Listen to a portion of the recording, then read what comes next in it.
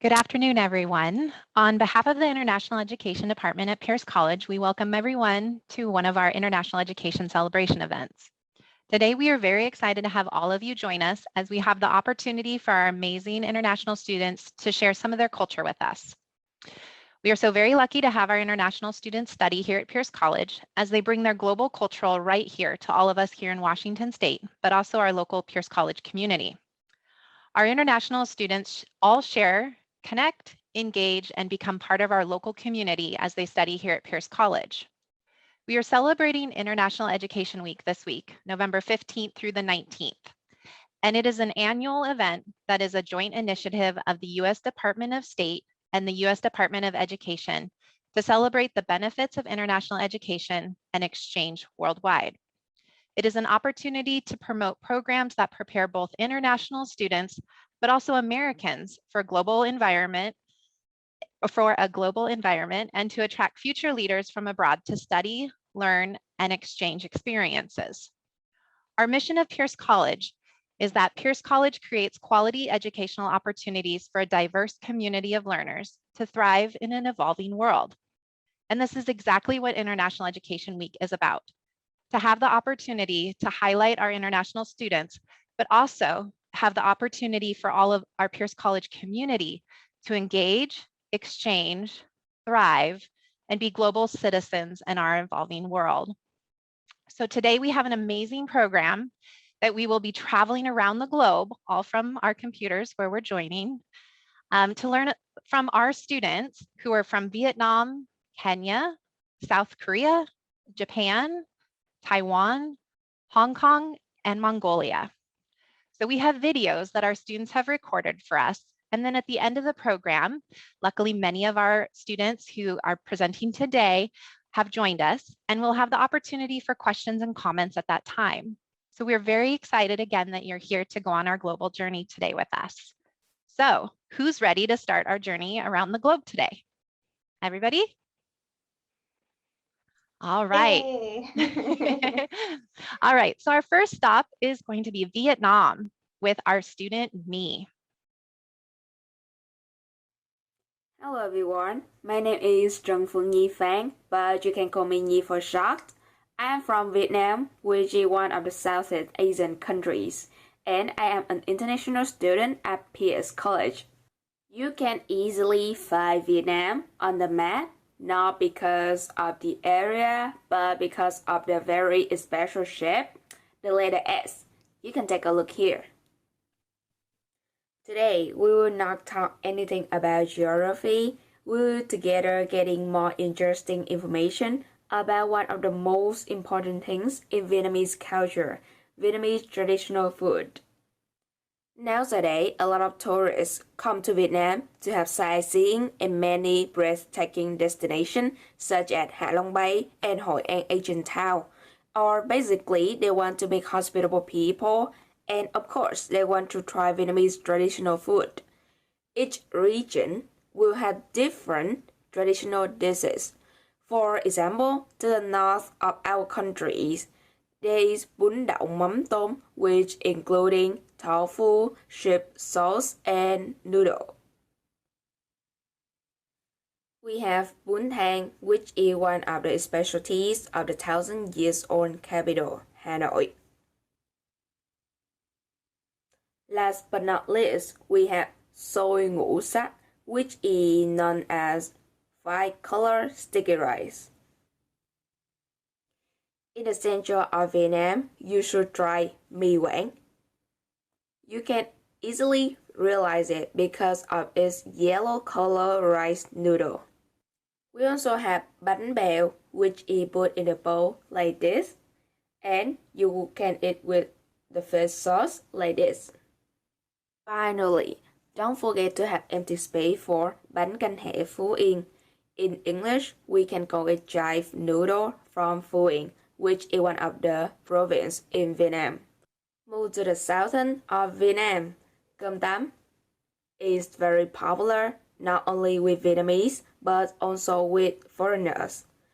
Cơm tấm is made of broken rice, baked ribs, fried eggs, shredded pork skin, and some vegetables. Next, Let's take a look to spring roll, which have a very big shape and meat on it. And you can eat it with fish sauce, but I highly recommend for you to try our very special sauce, which is made of coconut. So, how do you think about our trip? Do you like it? Do you get more information about our traditional food? So if you like it, just come to Vietnam and I am willing to show you around. And now, have a great day. Bye. Thank you, Nhi. So I'm ready to head to Vietnam to definitely enjoy some of that delicious food. Who else is with me to go to Vietnam and enjoy some delicious food? Yes. All right. So on our next stop on our journey today, we're going to head to Kenya with our student Januarius.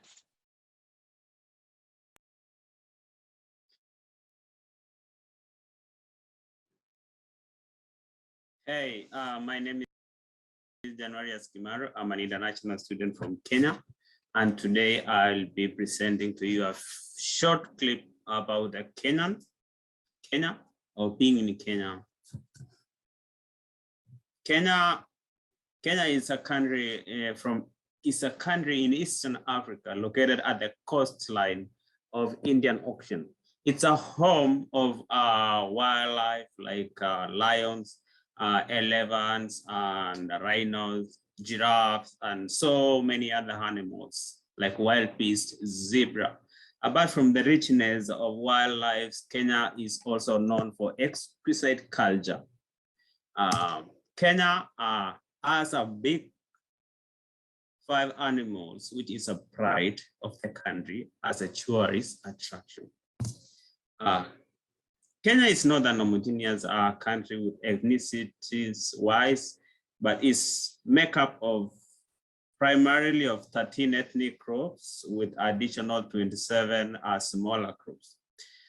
Majority of Kenyans belong to Bantu. These tribes are like Kikuyu, Luya, and Dekamba. And there are other tribes like Nilotic tribes such as Kalenjin, Luo, Maasai, Turkana, Pokot. In Kenya, there is 47 tribes with different languages and culture that all match to become a unique mix of Kenyan culture. Naming system in Kenya is unique.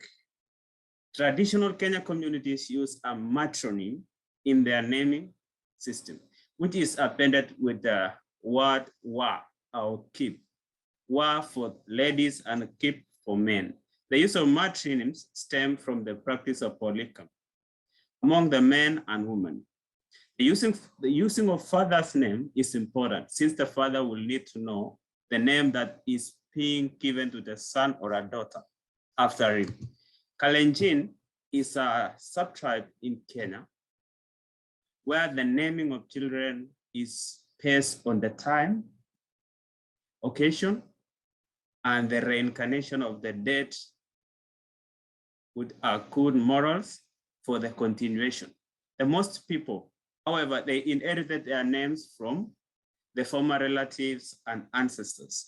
The male names start with the letter K and the female names start with the letter C. For example, Kipkoskei is a man, Chepkoskei is a lady. The naming, for example, somebody that was born during a rainy season is called Kiprop because it was raining. The one who was born during a drought is called Kipkemei. And the one during that was born at night is called Kipkemboy. That's occasion, time, and the reincarnation of the ancestors. Kalenjin is a semi-Nilotic pastoralist and they are centered with the tradition, the culture, the raising, the culture between the culture that are based on ladies and men. There is a rite of passage for men, and that is there is 4 rites of passage as a Kalenjin or as a Kenyan. There is one is birth, second one is initiation, that one is marriage, and the fourth one is death. So as you see, there is boys undergoing the circumcision. That's from boyhood to manhood. And this is a lady that is ready for marriage. There is another predominant cultures from different groups like Luos. Luo is a tribe, that largest tribe in Western Kenya that comprises of 13% of the entire population. And Luos are well known for dancing and fishing. Maasai are well known for their physical purity, not just because of their lineage and the graceful physique, but the unique up and the body ornamentation. Maasai live in the southern part of Kenya. A typical Kenyan, a Kenyan who has a superb way of integrating with all cultures. For instance, it's common to see a Kenyan wearing a Maasai shuka, this is Maasai shuka, and the bracelets. This is for my culture. So a typical Kenyan is a Kenyan that is, you can identify yourself with these 2 or 3 things, the bracelets and the Maasai shuka. At the end of it, I'll share with you a patriotic song for Kenya. I hope you will enjoy.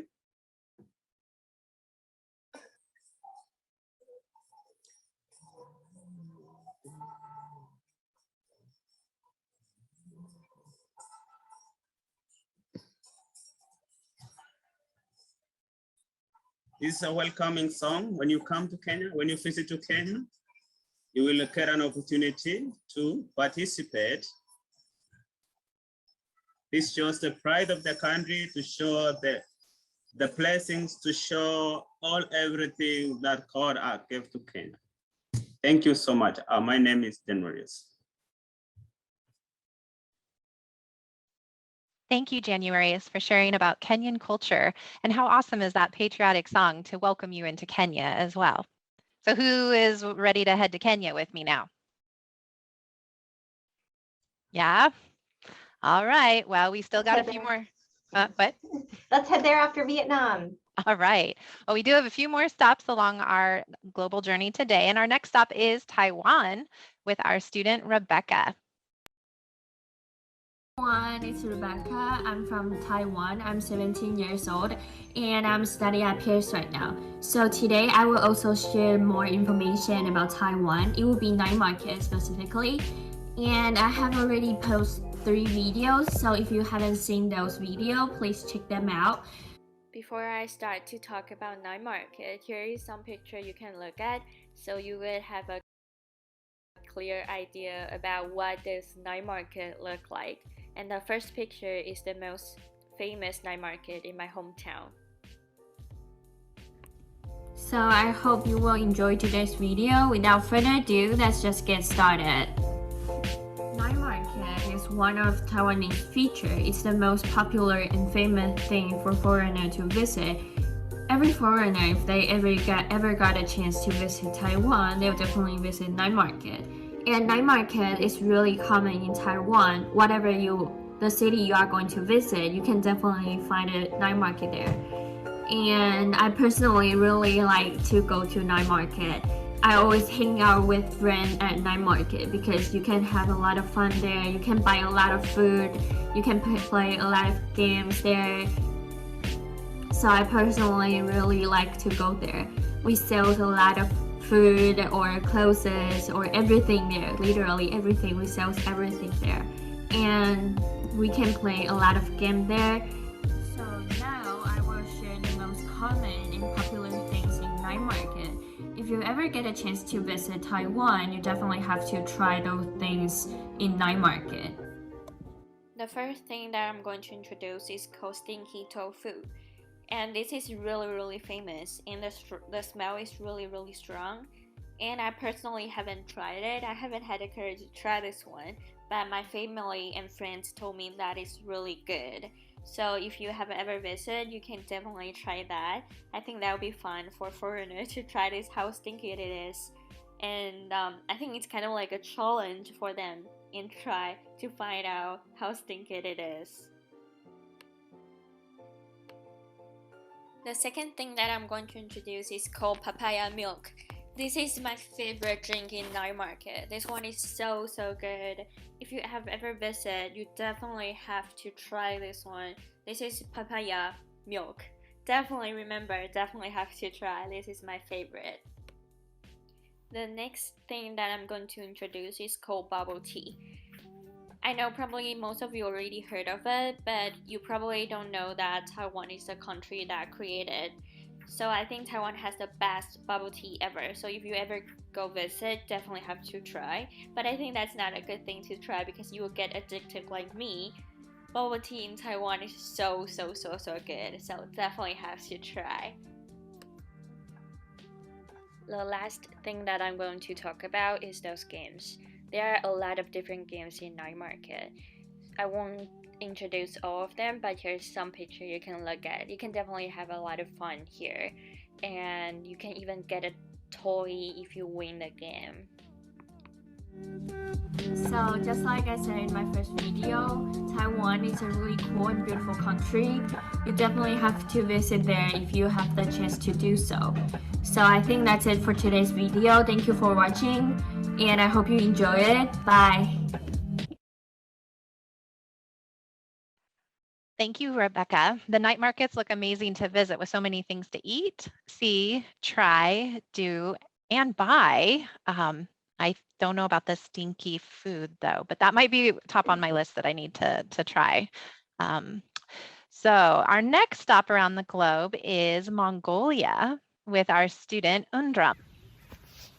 Hey guys, this is me again. So for this video, I have prepared to tell you guys about one of the Mongolian biggest national holiday called Tsagaan-sar. The celebration, we welcome spring. Also, it's about family, visiting family, relatives, and grandparents. So it's one of the biggest holiday in Mongolia. So Tsagaan-sar could take up to 30 days. I know it sounds very long, but the actual day of the celebration is only 3 days. Since it's about family and celebrating family, gathering together, eating food, it could take up to a month. I think, which is pretty cool. Like as a kid, I loved going to my relatives, eating food and getting presents. It was awesome. And during Tsagaan-sar, people wear like this, which is our traditional clothing. I think it's pretty cool. So the first day of Tsagaan-sar is Tsagaan-sar's Eve. We call it Pitung. On Pitung Day, we would eat till we're full. So that represents, fullness and for the rest of the year.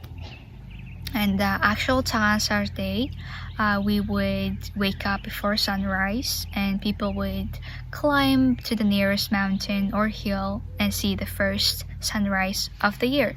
On the Tsagaan-sar day, Mongolians perform a special greeting called Bachelor. So Bachelor is when the younger person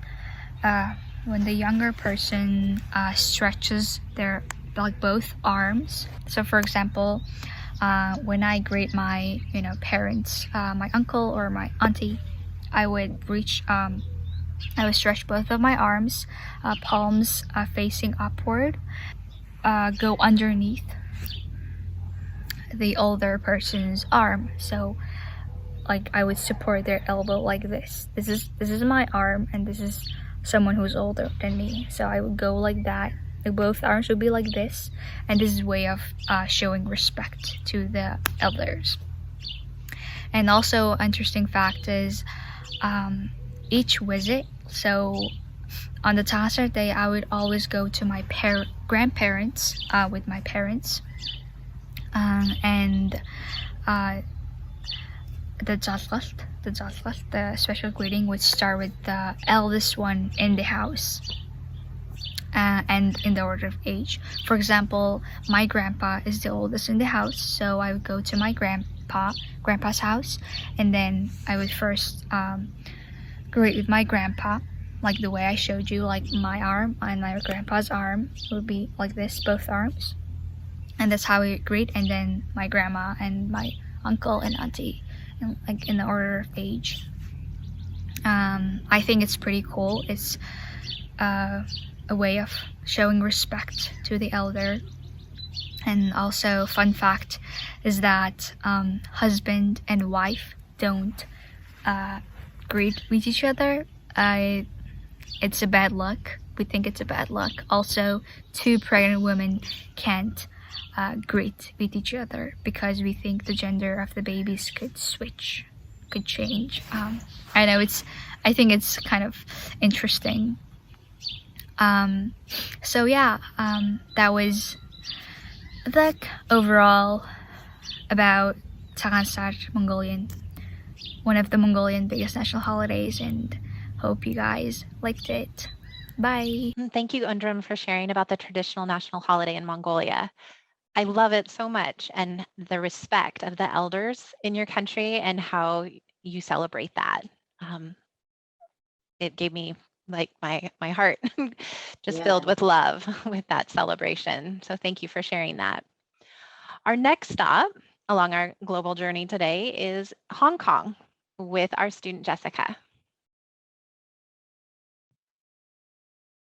Hi guys, my name is Jessica and I'm come from Hong Kong. Today I would like to share the Hong Kong street food culture to you guys, and I really recommend you to like have some street food when you come to visit Hong Kong, because there have like a lots of different kind of food you can choose, and yeah, the price is pretty cheap and the flavor is so good. Yeah. So today I'm gonna introduce like few kinds of like famous and popular food which you can find like in the like street food the charge or some store. Yeah, so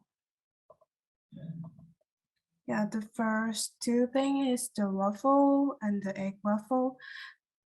These two, they like the name in English is pretty same, but like they taste different. The waffle is the upper one. We will put some butter, sugar, peanut butter, like some sauce inside, and yeah, and the the outside that waffle doesn't taste like too strong, but it's really good one and pretty sweet. Yeah, but yeah, I recommend everyone can try like maybe after the meal or dinner is like a dessert. Yeah, and egg waffle, like that is a little pop, and the outside of it is like very crispy and inside is so soft like a cake. Every single like pop is like a small cake, and yeah, I think this two is a very good choice for you guys to like a dessert after the dinner or like some meal. Yeah, and the other one is like a snack, maybe like high tea or something. Is shumai and fishbowl. This two is like very common snack for us. Both of it is made by fish. Yeah, and shumai, we will have it like 10 piece, like yeah, 10 piece, and like we'll put some soy sauce up like on it, and we just mix it and eat, and it's really good. And if you're hungry, that is a good choice. It's pretty full after you have some of that. And the fish bowl, yeah, the fish bowl there have two flavor. yeah, my recommendation is the curry or spicy one, or you can just mix it. Because the spicy one is really like iconic. The taste of the curry is different from like Japanese curry or something. Yeah, I pretty recommend you guys to try the curry one. It's not like really spicy or just like a little bit. So yeah, or you can order the mix. Yeah, the mix is better. And the other one is the um red bean rice pudding. Yeah, this is a very traditional snack, but we it's also very popular right now because it's healthy. But it's made by sugar, but not very sweet. And up like inside and on the pudding, we have some red beans, and there have also like two versions. White one is the white sugar, one is the brown sugar. Like myself, I like the brown sugar one. Yeah, and maybe you can find it like very easy, but when you see it, you should buy one and try the like this like traditional food. Yeah. And the last one, this is like you can only find this when it is in winter.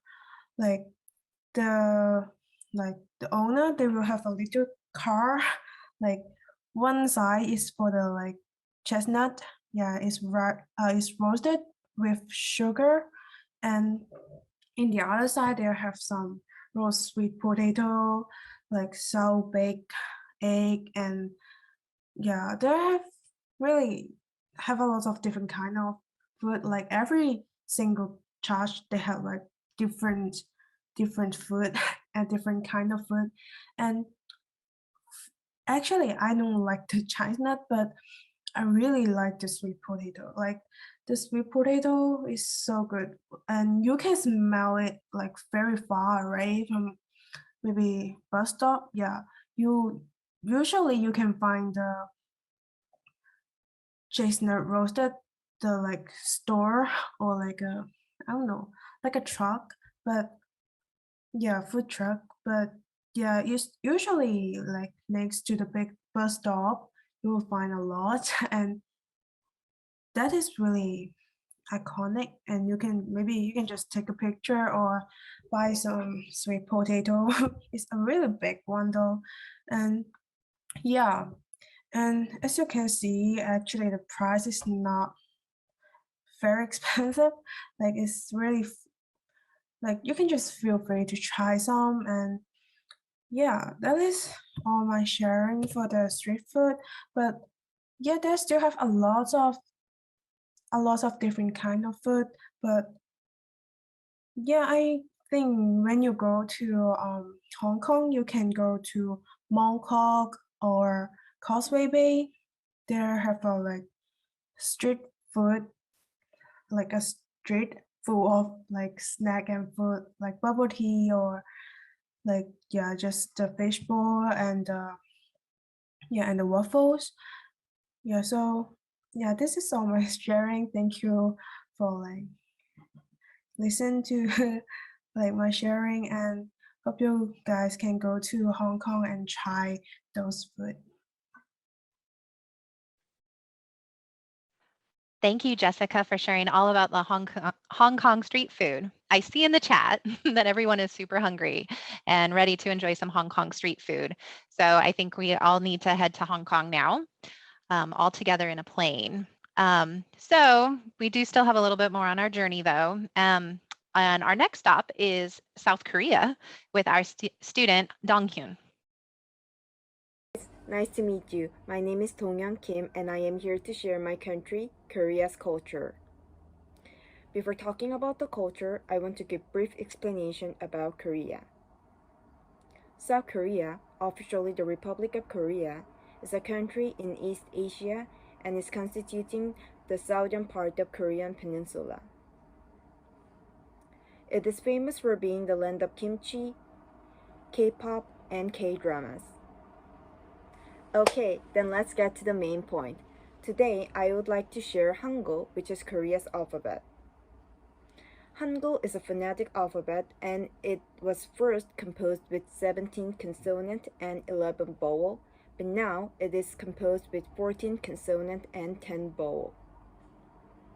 Hangul was created by Sejong, the fourth king of Joseon, and completed in 1443. And 3 years later, in 1446, it was published under the name of Hunminjeongeum, along with the book of the same name. Let me tell the advantages of Hangul. First, Hangul is a scientific script. The 5 basic consonants abstract the shape of the pronunciation organ. For an example, among the 5 basic consonants, this character was created from the shape of lips, and this character was created from the shape of throat. Second, Hangul is the only script that explains the history and principle of its creation. In Hunminjeongeum Herald version, there is a detailed description of the principle and the uses of consonant and vowel of Hangul by Jipyeonjeon scholars who made Hangul while supporting Sejong.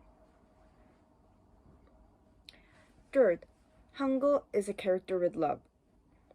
If you look at the history, the reason why King Sejong created Hangul was to make it easier for people who could not read to learn to write. Also, the first name of Hangul, Hunminjeongeum, means the right sound to teach the people. Hangul is a much more delicate, warm, and scientific language than people thought. Thank you for watching my video, and I wish many students get interest in Hangul and Korean culture. Bye! Thank you, Donghyun, for sharing about Hangul and the alphabet of South Korea and the history of it. Always so interesting to learn about the origins of language from around the world. So we are heading back now across the globe again to Kenya with another one of our Kenyan students, Joanne. Hi, my name is Joanne Joroge, and I'm an international student from Kenya. And today I will be talking about the Kenyan food culture. So in Kenya, we have 43 different ethnic communities, and each of these communities has their own staple food. So this is to mean you can ideally have 43 different types of dishes when you come to Kenya. But we also have some certain foods that are common and don't necessarily belong to any of these ethnic communities, but is a favorite for all the Kenyans.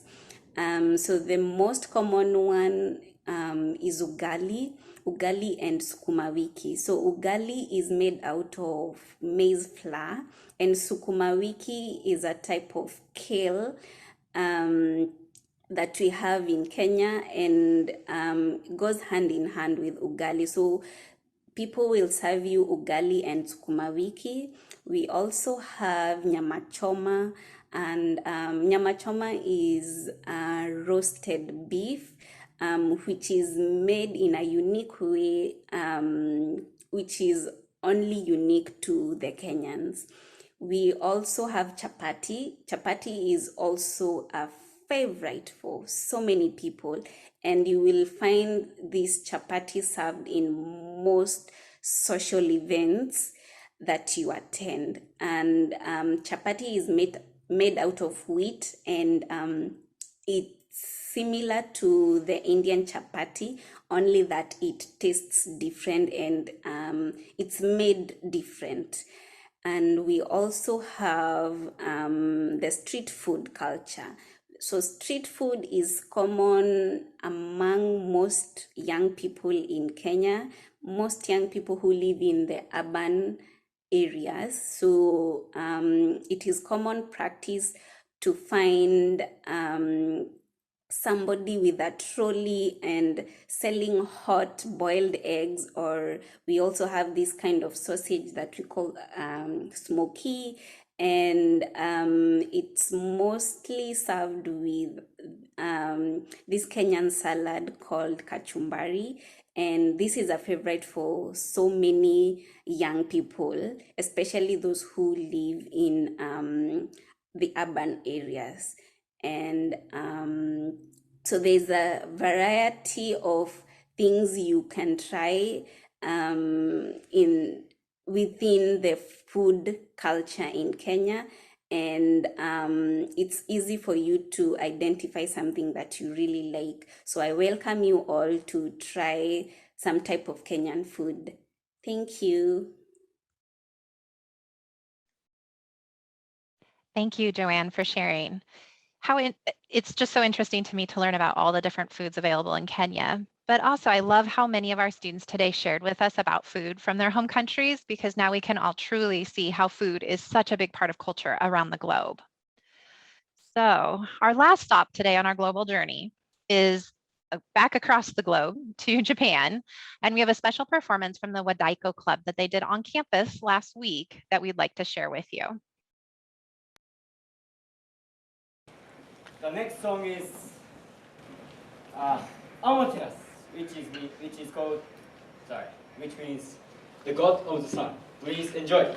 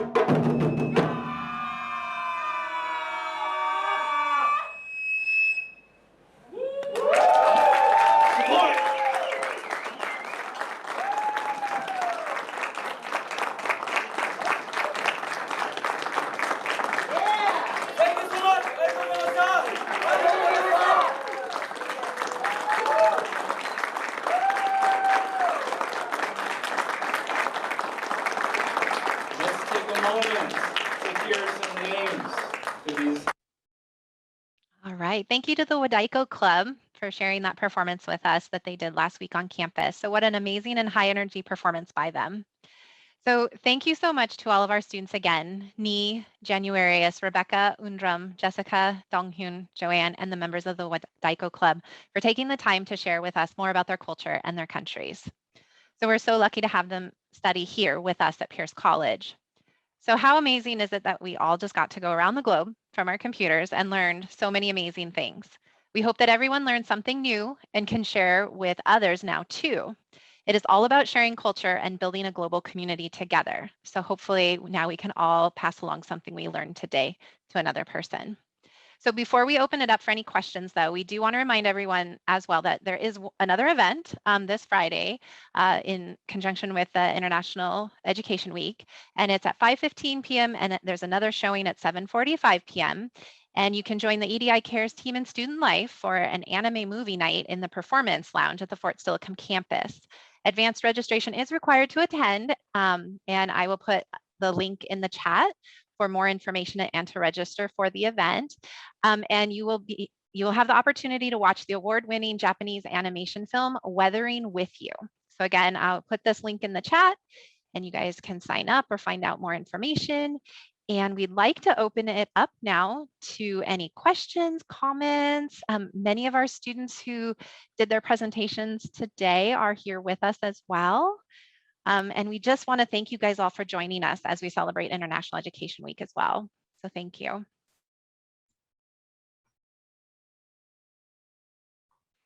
So you can unmute yourself, ask it in the chat, whatever you'd like to do. There was a question earlier, right after Rebecca's presentation on night markets in Taiwan. Aaliyah asked, I hope I'm pronouncing your name correctly, Aaliyah asked, is the night market always going on? Do we have any students from Taiwan here? I didn't see Rebecca. I don't see. Well, I spent some time in Taiwan, and they are. I think it's most night markets are there every night. So they often start, early evening, and if I recall, last until maybe 9:30 p.m. So yeah, I think any given evening you can find many night markets going on in Taiwan. Good question.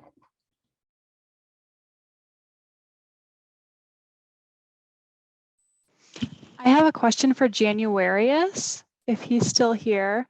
Januarius, in your presentation, you were wearing some Kenyan attire. Can you describe to us what you were wearing and when people in Kenya would typically wear that? That's a Maasai attire. Maasai always wear that one. That's the only attire they have. They don't change because they preserve their culture. I was representing Maasai. Maasai is plain nylons. Those are their attires. And because of culture that they're preserving, the Maasai only they don't wear any other clothes. They wear like that all the time. And the bracelet is made up of beads. So they collect the beads from the auction, the offshore, then they combine, they make a bead representing anything, maybe your name, the flag of the country, any color you want, any color of your choice. Oh, very cool. Thank you for explaining that. I appreciate it.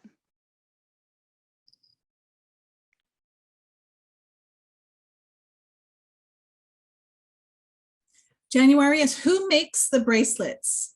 Who does the beading?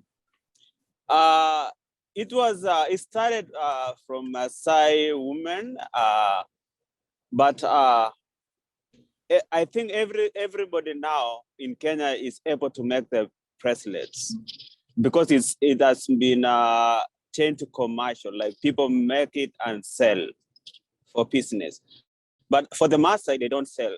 That's for their own culture. They don't sell. They make it for free and they give it out free. But when you go to the other cities, they make it and they sell it for businesses. Interesting. Yeah. If you go to Maasai land, they'll just give you for free.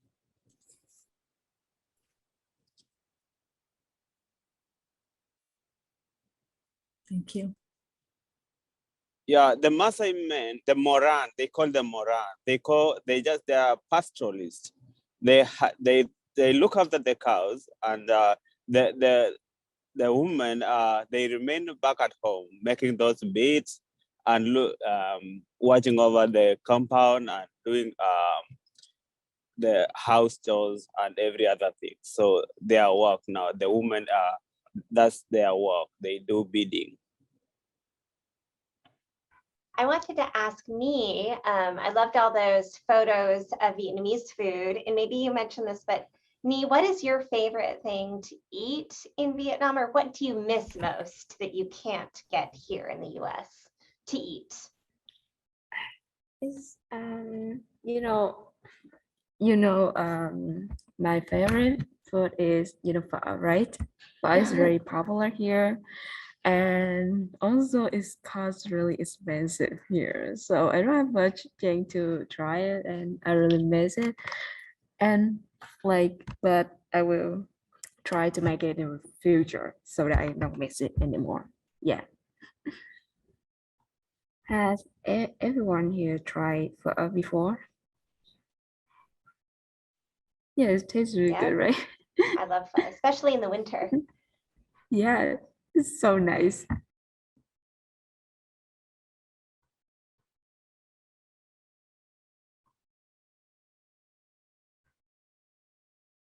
And in the chat, there was some mention of some Kenyan restaurants. Bowie, I was wondering that too. Where can we find Kenyan food around here? Yeah. So Yeah, I would love to try the food after hearing what Joan have shared with us.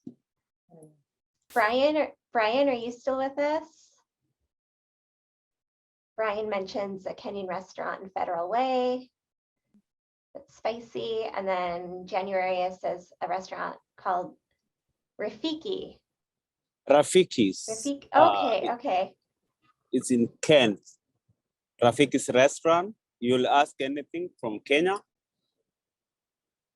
They have so delicious food, and I hope you'll enjoy. We're gonna have to make a trip up to Kent and eat some Kenyan food. Yeah, there is a variety of delicious food like chapati, samosa, and Kenyan tea. I guess a field trip to Federal Way or Kent is next on our activities list. Yes, I'll lead you. Okay. Yeah. Yeah, and Brian just said the restaurant is in Pacific Highway in Federal Way. And Nee is asking if you know how to make it, Januarius. Do you know how to make? Yes, I do. I know how to make. And Okay. I can make. We'll Yeah. just go to your house then. We need a food demonstration. Yes, I will. If you need some like samosa or doves, I'll make for you. Oh, you're so nice. Yeah. You're telling 20 people right now. Yeah. Make an order. I'd like to book my appointment now. Yeah, you can make an appointment. Food is such a common cultural bonding thing for everybody to enjoy and learn and try new things. So I love that about food from across the globe. I have a question for all of the students, if anybody wants to chime in. I was just curious, since we're on the food topic, because we have a lot of international markets here and specialty markets, are you able to find most of the ingredients that you like here in the area or in the surrounding area?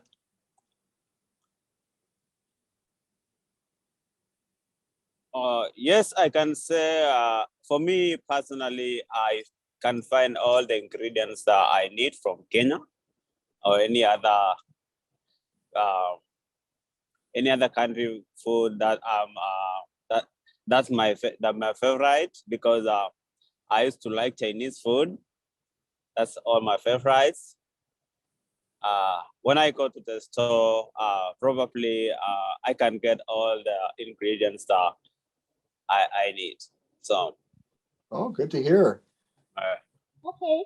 Oh, someone also can find the ingredients, but they're really expensive. Then they're not also legit like from the Kenyan ones. That's why I really miss home, really so much.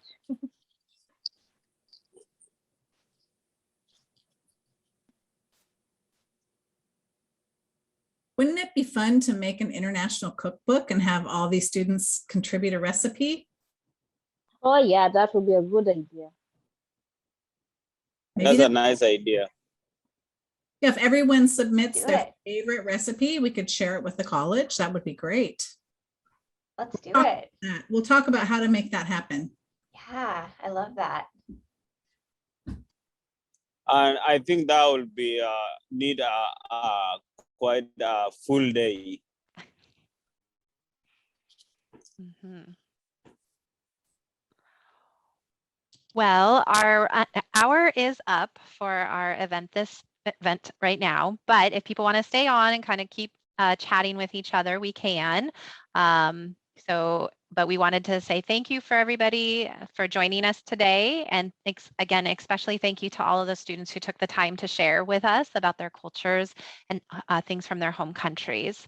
Again, sharing culture and building community, is for all of us to become global citizens is part of what it is to be here at Pierce College. So thank you all for joining us today.